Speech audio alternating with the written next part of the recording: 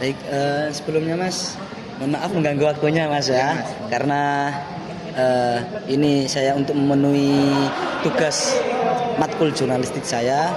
Di sini saya akan mewawancarai Masnya tentang bagaimana pendapatnya Masnya itu tentang healing kopi, ngopi-ngopi biasa itu dengan krisis finansial, hubungan bagaimana, apa yang harus diutamakan, apakah healing, apakah kopi ataupun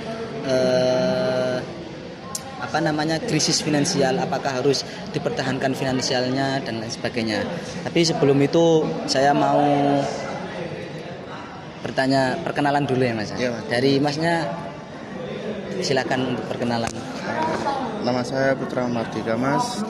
Terus saya prodi dari Pendidikan Bahasa dan Sastra Indonesia angkatan 2023. Oke, baik. Terima kasih Mas. Langsung saja ya, ini langsung ke topik pertanyaannya. Iya Mas. Yang pertama, kalau dilihat dari story Instagram, ini kan Masnya punya Instagram ya? Iya. Dan Instagram, kayaknya tiada hari tanpa gelas kopi di meja kerja Mas ya. Pastinya setiap banyak sekali, apalagi yang laki-laki itu banyak, setiap hari mesti ngopi gitu. Apalagi di story kan kita sering melihat teman-teman kita membuat story kopi ya gitu. Tiada hari tanpa gelas kopi di meja kerja. Dalam seminggu seberapa sering sih Masnya ini kopi atau minum kopi? Gitu. Seberapa sering Masnya? Jujur, hampir setiap hari kerja, Senin sampai Jumat itu wajib. Kalau lagi edik banget, sehari bisa 2 kali. Mas. Rasanya kalau belum pegang gelas kopi itu kayak ada yang kurang tuh Mas. Apalagi logonya itu. Otak kayak belum bisa diajak login buat kerja. Gitu. Berarti apa sih Mas sebenarnya yang Masnya cari itu?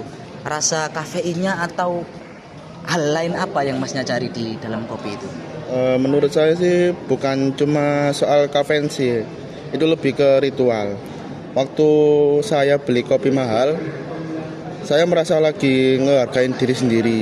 Kayak gila, saya udah bangun pagi, desa-desakan di KRL, dimarahin bos juga. Saya berhak dong dapat reward segelas kopi 40.000 ini. Ini suntikan dopin instan gue. Oh alah, oke. Siap Mas.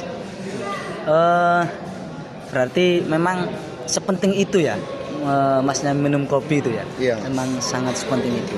Oke, sekarang aku mau tanya lagi untuk istilah self reward dan healing. Sering banget kan dipakai Gen Z kan? Iya. Ya, sering banget dipakai Gen Z buat belanja atau jalan-jalan singkat. Nah, menurut Mas sendiri, kenapa sih istilah ini jadi temeng yang ampuh banget gitu? Karena realitasnya pahit Kak. Kita ini kan generasinya gampang burn out. Tekanan media sosial bikin kita merasa harus selalu happy dan estetik. Jadi ketika kita beli tiket konser atau staycation singkat dan bilang itu healing, rasanya sah-sah aja. Padahal mungkin itu cuma pelarian sejenak karena kita nggak sanggup hadap masalah yang sebenarnya. Oh alah, oke. Tapi kan Mas ya, banyak yang bilang itu pemborosan berbalut istilah gaul gitu. Nah, mungkin Masnya setuju juga dengan istilah pemborosan berbalut gaul gitu? Wah, menurut saya setuju banget tuh Mas. Itu seperti jebakan. Awalnya reward, lama-lama jadi habit. Akhirnya jadi lifestyle yang maksa. Kita bilangnya healing, padahal cuman napping rasa capek aja. Pulang healing, dompet kosong, stres lagi, lingkaran setan. Nah, oke. Berarti memang istilah seperti itu memang menjadi temeng Mas ya? Iya. Sebenarnya. Oke. Selanjutnya Mas, aku juga ini mau nanya mengenai, kalau boleh jujur ya Mas ya, soal finansial ini, seberapa besar sih porsi gaji atau uang yang Masnya punya itu habis untuk buat jajan lucu ini, maksudnya buat beli kopi ini? Pernah gak merasa menyesal pas lihat saldo akhir bulan? Porsi jajan bisa 30% sampai 40% gaji. Nyesel sih tiap akhir bulan pasti nyesel sambil makan mie instan. Tapi gini loh, logikanya kita Kenapa kita boros di hal-hal kecil alias little factor ini? Karena kita pesimis soalnya hal yang besar. Oh, gitu. Maksudnya pesimis soal hal besar itu gimana, Mas? Seperti gaji UMR, harga rumah miliar. Mau nabung mati-matian pun rasanya mimpi punya rumah itu kejauhan.